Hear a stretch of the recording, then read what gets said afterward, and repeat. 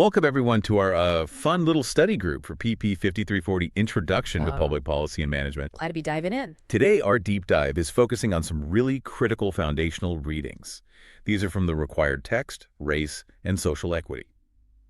A nervous area of government. We're specifically looking at the insights from the foreword and the preface. Yeah, and this stuff is, well, it's absolutely essential because it really does set the whole intellectual stage for your course, PP 5340. So what's our mission today? What are we trying to get out of this? Our main goal really is to understand the central argument. It's almost a paradox, isn't it? Feels like one. It's put forward by the author, Susan Gooden, and then Samuel L. Myers Jr. really amplifies it in the foreword. Okay. And that argument basically hangs on one big question.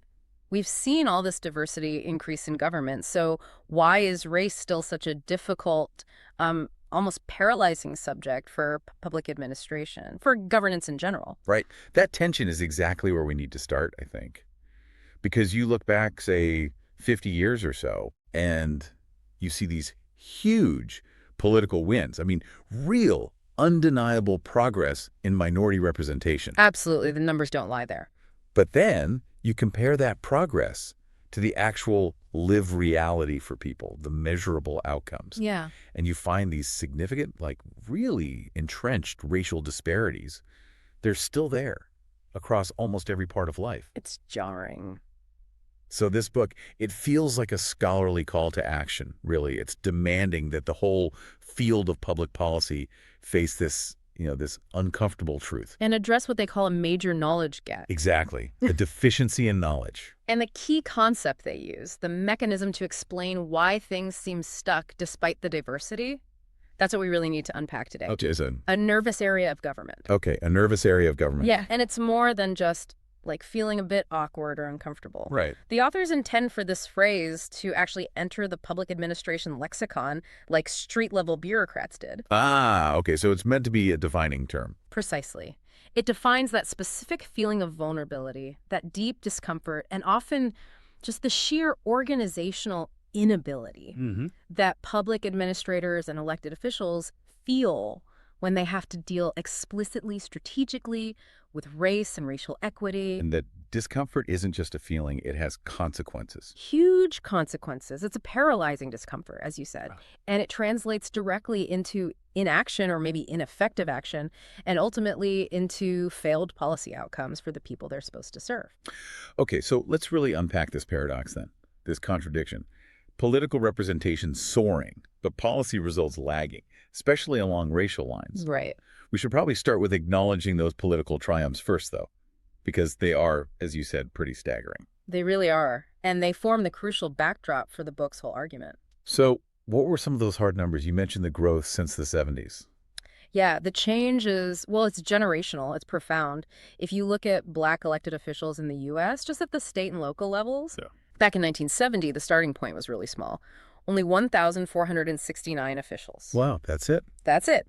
But fast forward to 2010, that number had just exploded to 10,500. 10,500. That's huge. It's not slow, incremental change. It's a massive shift in who holds governing power at those local and state levels, all happening within about 4 decades. And you see a similar story in D.C., right?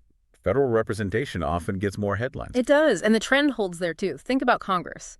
In 1950, there were only 2 Black members. Just 2. 20 years on, 1970, it had only crept up to 11. Still pretty low. Very low. But then by 2010, the total was 42. So again, a really genuine, sustained increase in access to the highest levels of making laws. And it wasn't just Black officials, right? The foreword mentions broader trends. Absolutely. It extends across other minority groups, too, showing this wider societal shift in political access. Latino elected officials, for instance.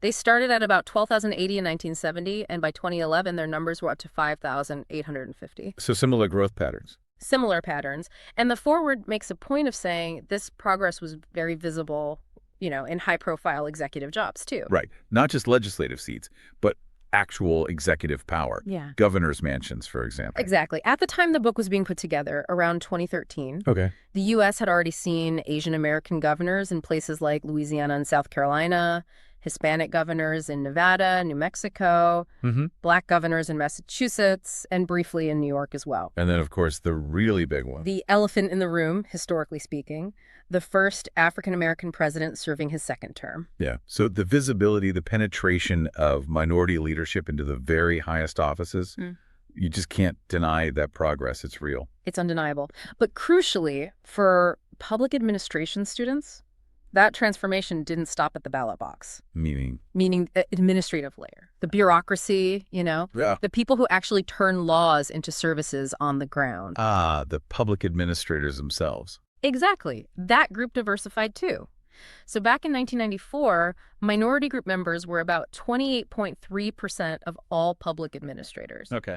By 2010, that number had climbed quite a bit, up to 34.1%. So over a third by 2010. Right. So on paper, at least, the managers of government, think about appointed police chiefs, heads of state agencies, prison wardens, school superintendents. All those key implementation roles. Yes. They started looking much more diverse, much more representative of the population than ever before. And this is where, basic public administration theory, like representative bureaucracy, would suggest we should start seeing better outcomes. That's the expectation, precisely. If the administrative layer is more diverse, especially with minority group members in high-ranking appointed jobs, the theory says you should see less bias, more culturally competent service delivery, better results for underserved groups. Okay, but here's the giant hitch.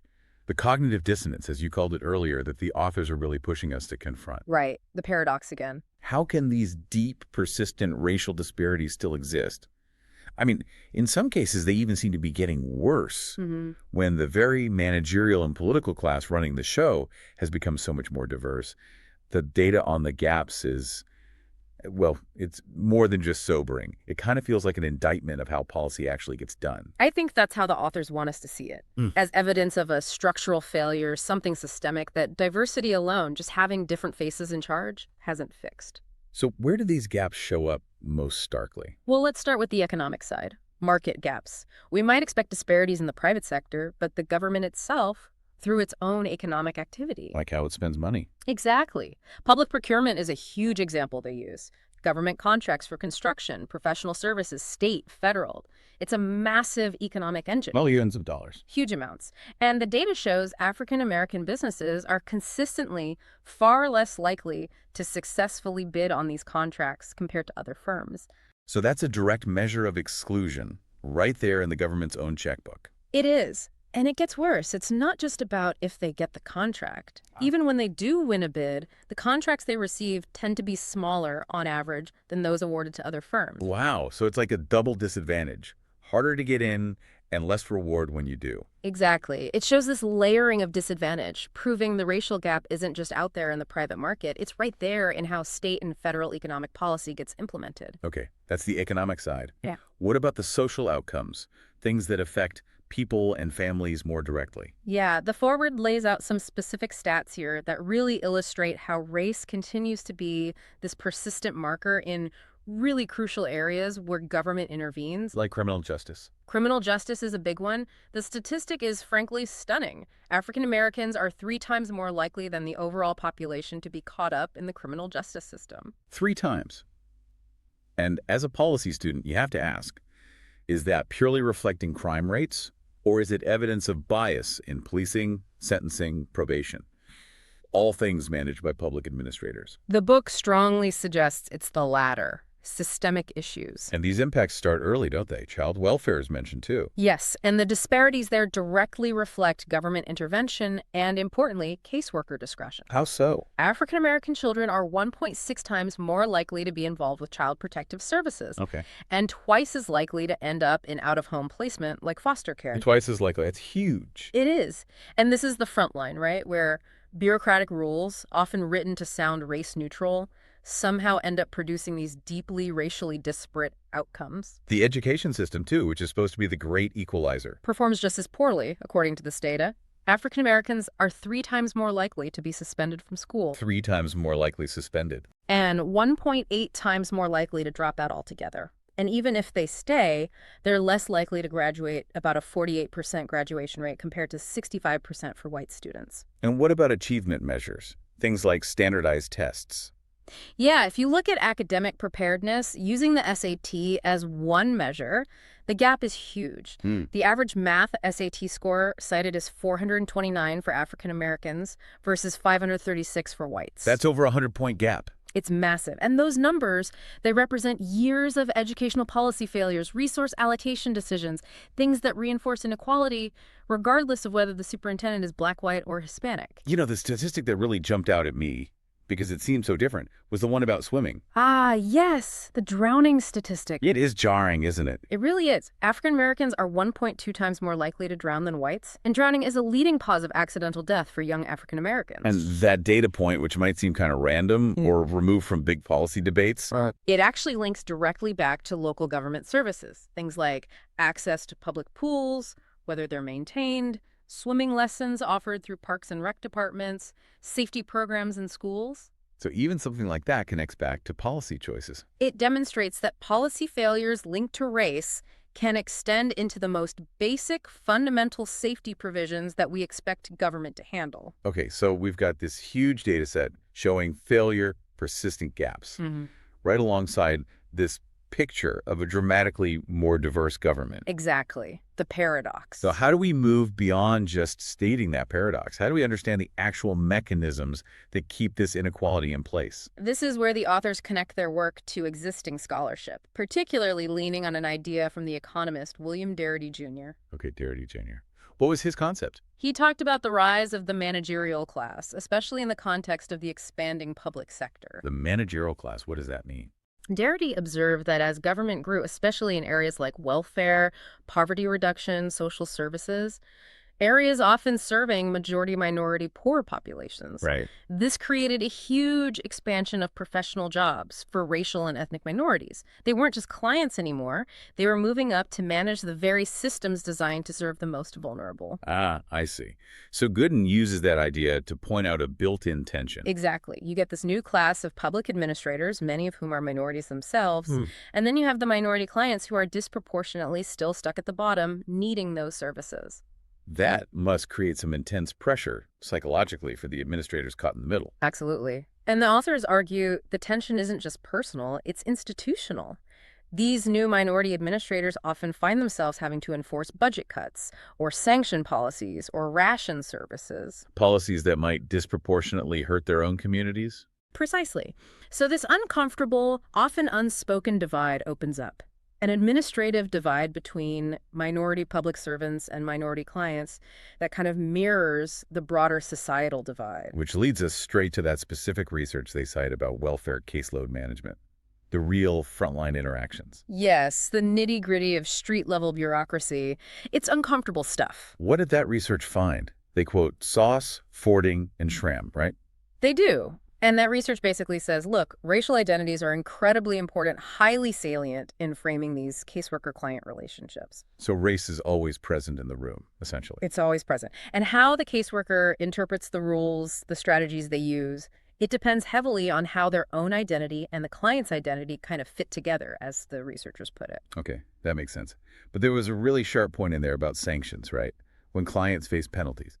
Yes, this is the really devastating finding. In those sanctioned decisions, it appeared that the client's race mattered more than the caseworker's race, sometimes irrespective of the caseworker's race. Wait, so a black caseworker might still sanction a black client more harshly, potentially, than a white client in a similar situation? That's the implication. It's evidence of institutional bias, the system structure, overriding individual intentions, or even shared identity. How does that work? Well, think about it.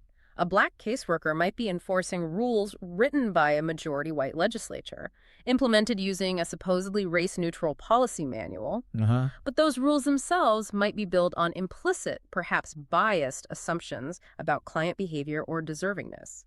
So even with good intentions, the caseworker ends up producing racially biased outcomes because the system itself is sort of structurally racialized. So the research suggests black clients carry the biggest disadvantages in these interactions. Yes. And that phrase they use is powerful. They're precarious kind of equality. Meaning whatever little trust or benefit of the doubt they might have. Right. It can be easily wiped out by something as simple as a discrediting, stereotype consistent marker. That's a chilling phrase. What does it mean in practice?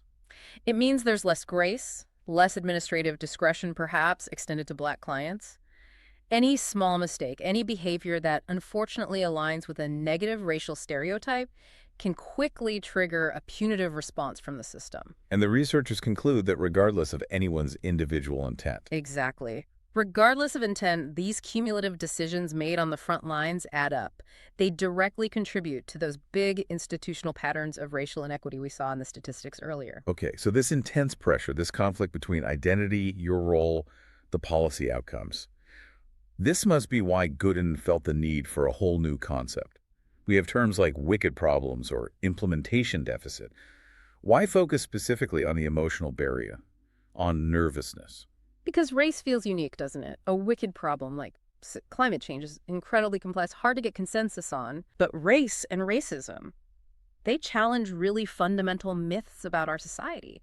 Myths about meritocracy, fairness, equal justice under law. Ah, okay. So confronting it requires more than just technical skill. It requires deep moral and psychological discomfort. Hence, the need for a term that captures that specific emotional and political charge. The nervous area. And she's really trying to cement this phrase, a nervous area of government, into the field's vocabulary, putting it alongside classics like Lipsky's street-level bureaucrats or Lindblom's muddling through. That seems to be the goal, and the definition is quite precise. Race specifically, and racial equity more broadly, represent these significant, perplexing nervous areas. Areas where administrators feel stuck. Stuck, and largely unequipped to navigate the conflict and the discomfort, which leads to this state that she describes as overwhelming, often paralyzing. Let's talk about what that paralysis actually looks like on the ground. If an administrator is nervous, what do they do or maybe not do? Well, the main manifestation is evasion, avoidance. Yes. Instead of designing a policy that's specifically targeted, maybe race-conscious, to fix a disparity you can clearly see in the data, a nervous administrator or agency might retreat into so-called race neutrality.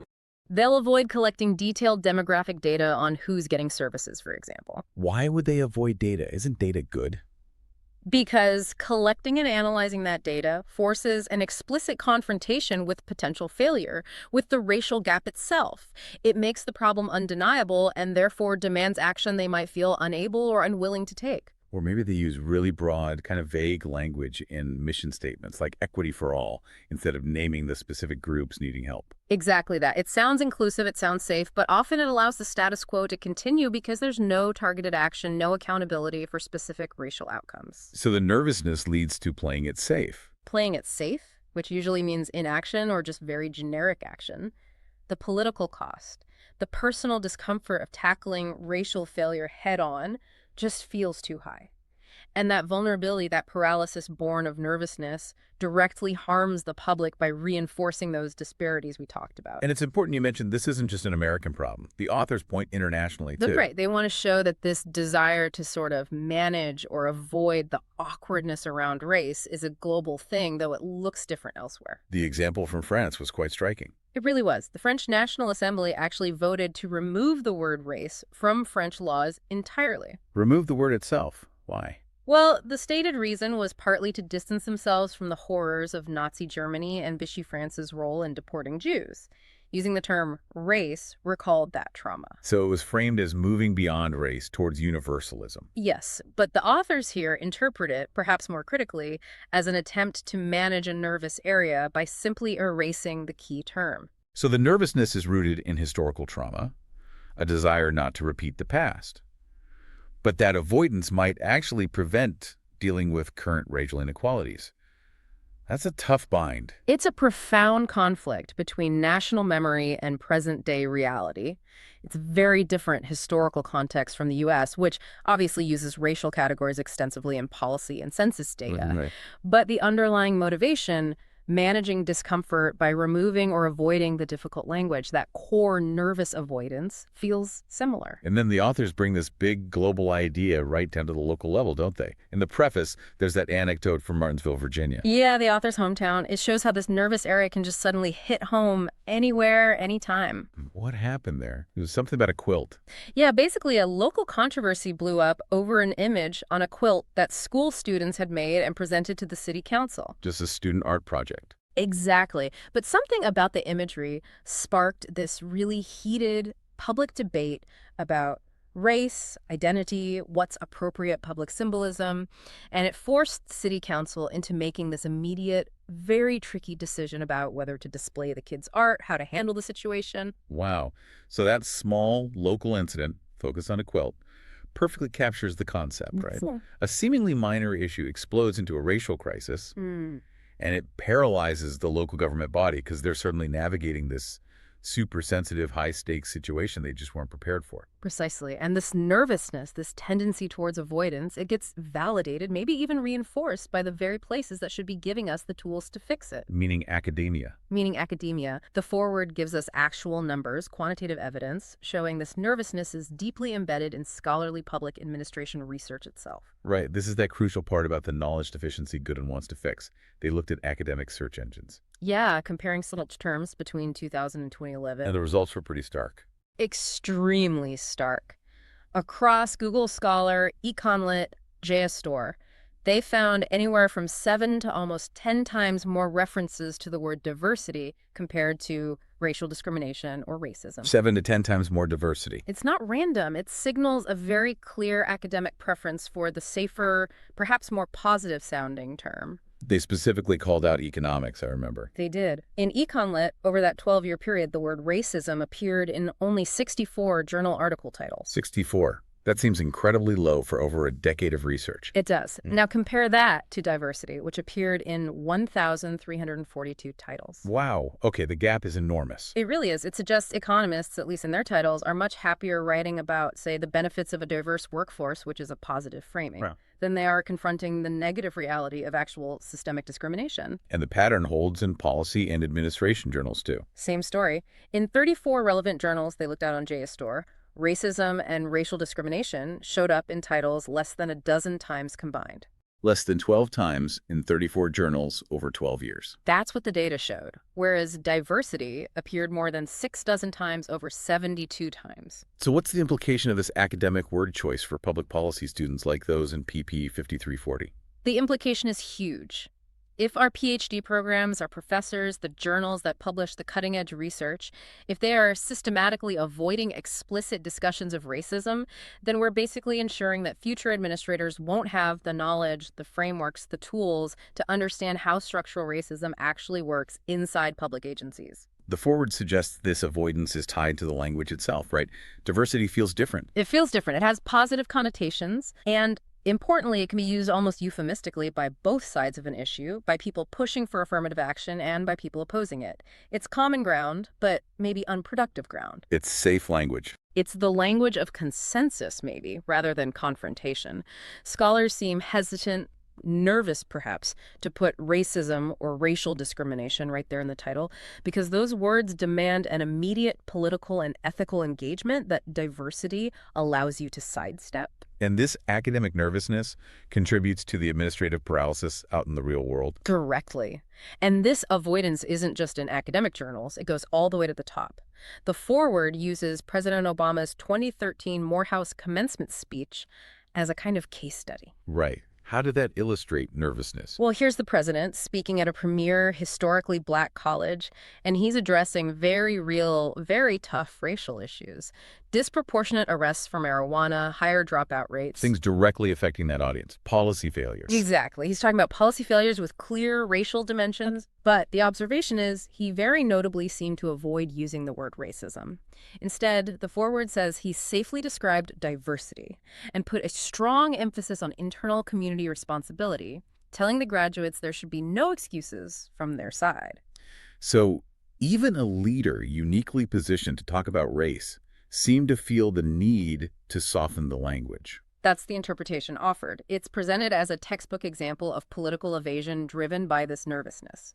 If even the president feels compelled to sidestep the direct language and shift focus from systemic issues to individual responsibility, that sends a really powerful signal down the entire chain of command. If the president won't name it explicitly, why should a city manager or a police chief stick their neck out? So the implication is really clear. This nervous area of government is pervasive. It affects everything from that local quilt fight in Martinsville right up to a presidential address in Atlanta. And this pervasive discomfort prevents the kind of explicit, targeted solutions needed to actually close those gaps. Which brings us, finally, to the book's actual purpose, right? Sure. Because it's not just about diagnosing the problem. No, absolutely not. Gooden's main goal is presented as very pragmatic, very solution-oriented. It's about correcting that knowledge deficiency we talked about and advancing actual actionable solutions for public sector organizations. So it's not just theory. It's meant to be a practical guide. In large part, yes. It's framed not just as a diagnosis, but also as offering a kind of roadmap. The book apparently profiles public agencies, federal, state, local, that are doing better than others, that are further along in figuring out how to navigate this nervousness successfully. Living beyond the paralysis. Exactly. That focus on successful navigation is key. It shifts the conversation from just here's what's wrong to here's what might actually work. It shows that despite all the barriers, it is possible to implement race-conscious policies effectively. The foreword specifically mentioned the city of Seattle as a good example. Yeah. Why Seattle? Seattle gets highlighted for its pioneering work in really trying to institutionalize a race and social justice agenda right into the everyday delivery of local government services. What does institutionalize mean in this context? More than just, like, diversity training. Oh, much more. It means embedding equity goals directly into things like the city budget process, into how departments do their strategic planning, into the performance metrics they use to measure success. So they're trying to make the uncomfortable conversation part of the routine bureaucratic workflow. That's the idea. Forcing the conversation, managing the nervousness through structural changes and mandates, not just hoping individuals will feel brave enough. So this really positions the book as more than just an academic text.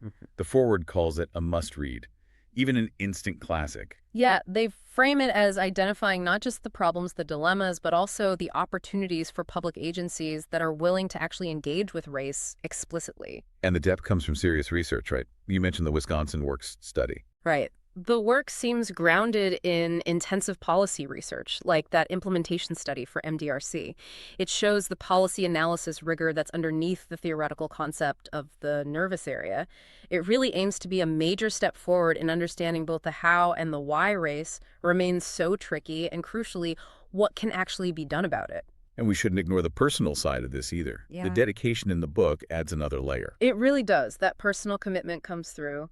The dedication to influential family members, her grandmother, Kate S. Tinsley, and especially her late father-in-law, Alan C. Gooden Jr., described as a true lifelong warrior in the quest for racial equity. That adds this profound moral weight, I think, to the whole academic project. Yeah, it makes it feel less like just an intellectual exercise. Exactly. That personal history kind of reinforces that this book isn't just about abstract policy concepts. It's about honoring the legacy of people who fought for change by actually delivering the knowledge that current and future administrators, like you students in PP 5340, need to translate that fight into real, tangible equity on the ground. Okay, so we started this deep dive grappling with that central paradox. This boom in government diversity happening right alongside these stubborn, entrenched racial disparities. And we've ended up focusing on this key concept the book introduces, a nervous area of government. Right. And if we tie this all together, especially thinking about that data showing the huge preference for the word diversity over racism in academic work, it raises a really important question, I think, for you to carry forward as you continue in PP 5340. Hey, what's the question? It's about language, really. When is using a positive, broader term like diversity a genuinely necessary step? You know, maybe to build consensus, to bring people into a difficult conversation gently. Okay, so when is it helpful? Right. But then the other side of the coin is, when does that same language, that preference for diversity, become maybe a convenient distraction, or worse, a deliberate way to avoid tackling the harder, more specific, more uncomfortable issues of racial discrimination itself? Yeah. The difference between using it as a bridge versus using it as a shield. Exactly. And figuring out the difference between those two, well, that's arguably where effective, equitable public policy either succeeds or fails. Definitely something for you to mull over as you continue your study of public policy and management.